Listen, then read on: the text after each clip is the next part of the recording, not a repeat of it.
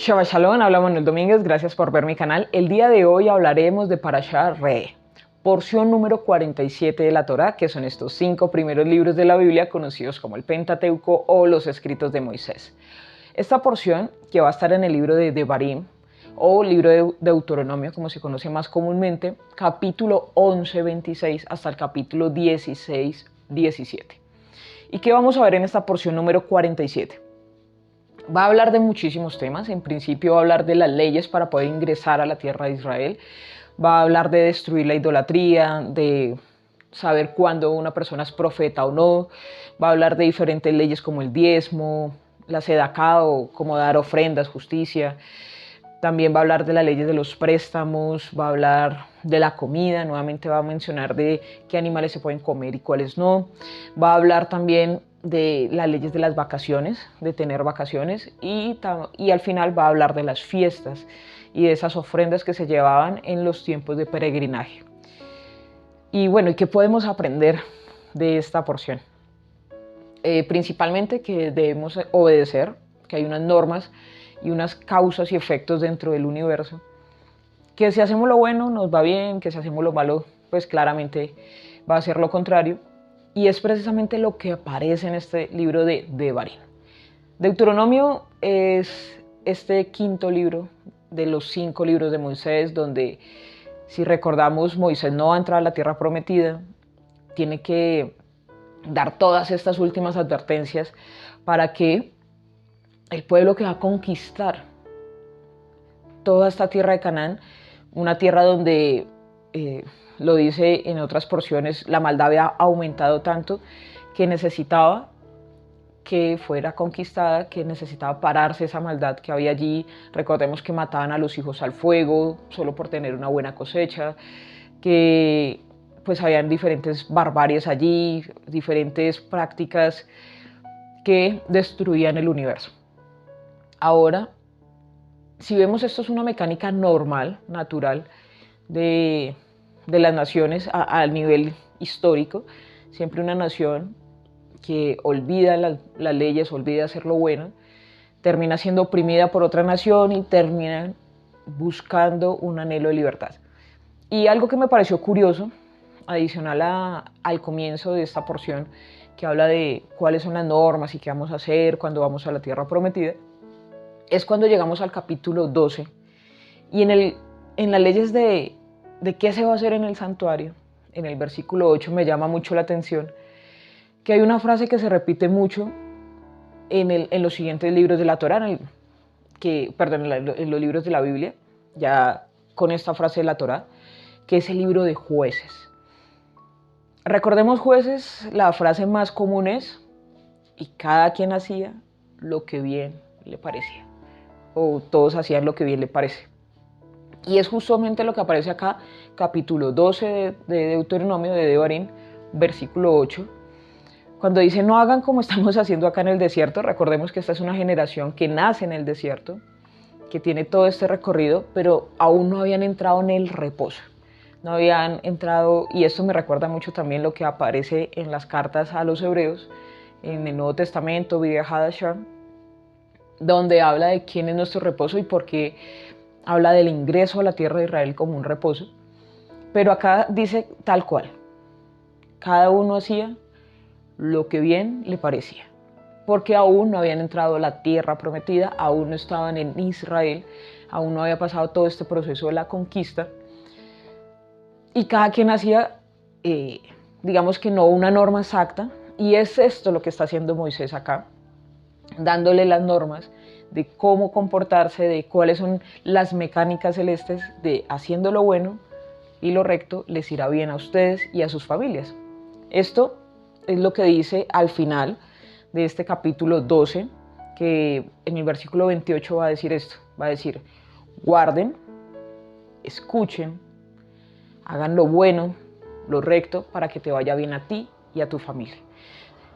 Igual, hay momentos en la vida donde, si lo vemos así, y lo vemos en el libro de los Jueces, que es con lo que lo estoy comparando, siempre el pueblo se apartaba de Dios, terminaba siendo oprimido por un ejército extranjero, por otra nación, y allí se levantaba un caudillo, un juez, en el libro de los jueces, para liberar.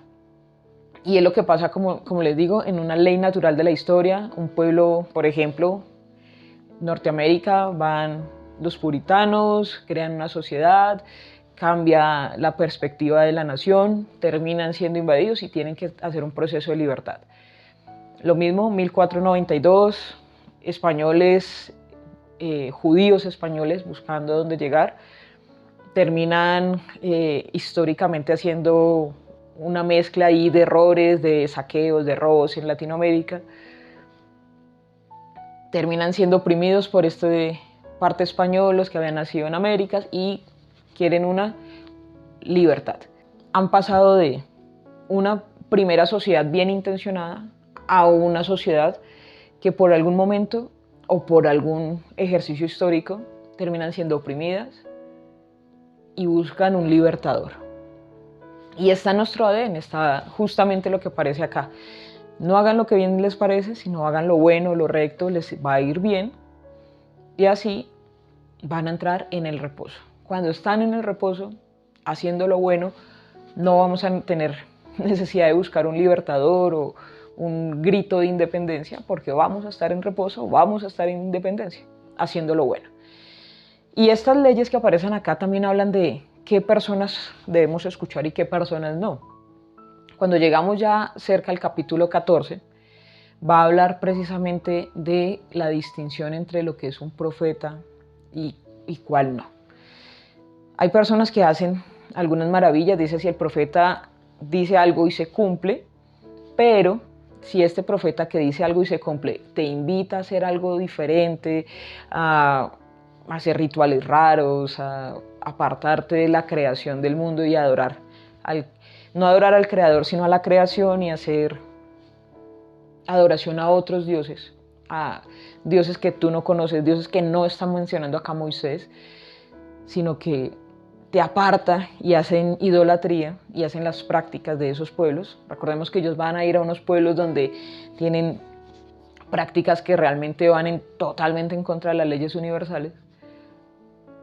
A tal profeta, tenlo como un falso profeta, aunque se cumpla su profecía, porque te está incitando a adorar otros dioses. Y es justamente eso. Si conocemos a Dios, si conocemos cuál es la verdad, pues va a ser mucho más fácil distinguir cuando alguien te está invitando a algo que no lo es. Y ¿dónde vamos a tener el parámetro?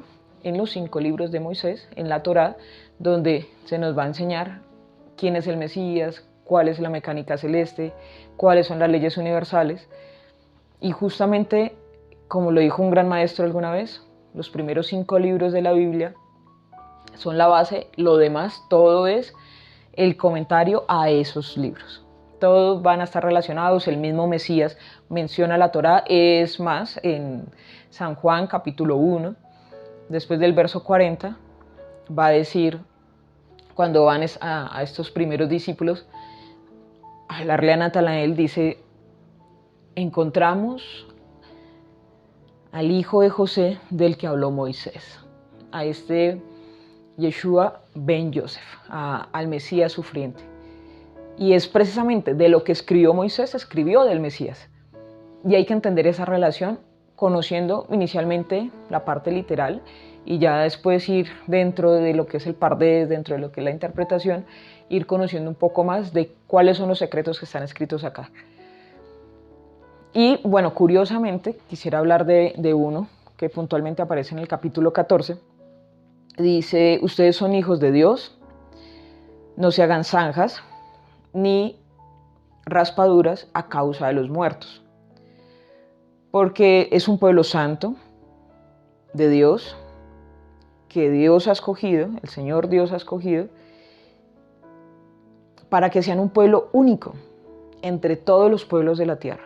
Entonces acá cuando habla de no hacerse zanjas, de no hacerse raspaduras por causa de los muertos, que muchos, este tipo de marcas también lo relacionan con el tema de los tatuajes, es precisamente esto, no hacer culto a algo que no es Dios.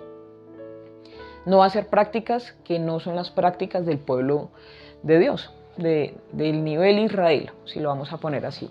Entonces, Las leyes del luto es no hacerse tatuajes, es no hacer recordaciones, este tipo de marcas en la piel o de escribirse señales y cosas, pues realmente no están allí.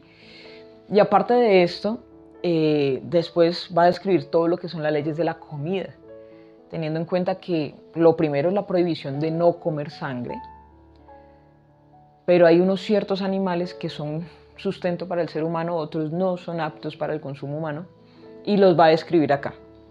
Hay unas leyes de dieta que son, digamos que las cosas más difíciles que en la sociedad actual se puede guardar, que es la comida, teniendo en cuenta que las prácticas mundiales de alimentos con el tiempo igual van variando y cada cultura tiene su plato predilecto, pero hay platos que son aptos para comer según estos escritos de Moisés y otros no.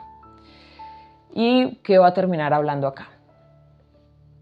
Hablando de las leyes de los diezmos. Recordemos que hay 4 tipos de diezmos que son para los levitas, extranjeros, huérfanos y las viudas. El levita no tenía heredad, no tenía propiedades y había una acumulación de los diezmos que se hacía a las personas que estaban lejos. Si el levita, que hacía parte como de un sistema de gobierno, también era el médico de la época y demás, hacía una labor social allí dentro del pueblo, pues el pueblo sostenía a esta persona. Una de las provisiones que tenía el levita era tener tierra. Recordemos que cuando se repartieron las tribus y los tamaños de los territorios para cada una de las tribus de Israel, a los levitas no les tocó ninguna parte. Por eso sus hermanos, las demás tribus, debían sostenerlos a ellos porque no tenían parte, su heredad es Dios. Entonces, al tener esta condición especial, Dios da unos mecanismos para sostener a estas personas, ya que a través de cumplir los mandamientos, a través de hacer lo bueno, que era lo que enseñaban los levitas, pues a todo el territorio le iba a ir bien y esas bendiciones pues iban a repercutir en aquel que le estaba enseñando. Era como la mecánica. Pero también los extranjeros, porque eran extranjeros en tierra de Egipto, los huérfanos y las viudas, porque hay una labor social. Recordemos lo que dice el Mesías, de los pobres siempre los tendrán, y es precisamente por el pensamiento de ayuda. Lo que hablamos la semana anterior era cuando das bendición, la bendición pasa por ti y llega a otra persona. Entonces esta mecánica de dar bendiciones también es una labor social del cuidado del otro. Primeramente, como lo dice el rabino Shaul de Tarso, o San Pablo, como lo conocen más comúnmente, es el que no provee para los suyos, es peor que un incrédulo y ha negado la fe. Ahora, si puedes proteger a los tuyos, está perfecto. Si puedes proteger a los tuyos y a otros, qué mejor. Pero siempre tener un corazón generoso. Y al final va a estar hablando de los tiempos de Yovel, de los tiempos de las fiestas, de viajar, de las vacaciones, de prepararse para poder hacer estos viajes, de dar ofrendas, de hacer peregrinación, de no solamente hacer trabajo y acumulación de capital, sino que también hay unos tiempos establecidos en la Torá para que podamos hacer este tipo de viajes. Está el año sabático, están los momentos de las fiestas de otoño, de primavera, y están las fiestas de cada 3 años y claramente el Yovel, que era la fiesta del año 49 y el año 50. Entonces, como ven, esta porción realmente está muy extensa, tiene muchísimo de qué hablar, pero que quiero que podamos quedarnos con esto, y es: hagamos lo bueno y nos irá bien. Tengamos un corazón generoso y nos irá bien. Tengamos en cuenta los tiempos de Dios y que Él se preocupa aún en los detalles más mínimos, como es nuestros tiempos de descanso. Así que entrando en el reposo, no haciendo como bien les parece a cada uno, sino cumpliendo las normas, que podamos vivir y sostener esa tierra prometida que cada uno de nosotros debe conquistar. Shabbat Shalom.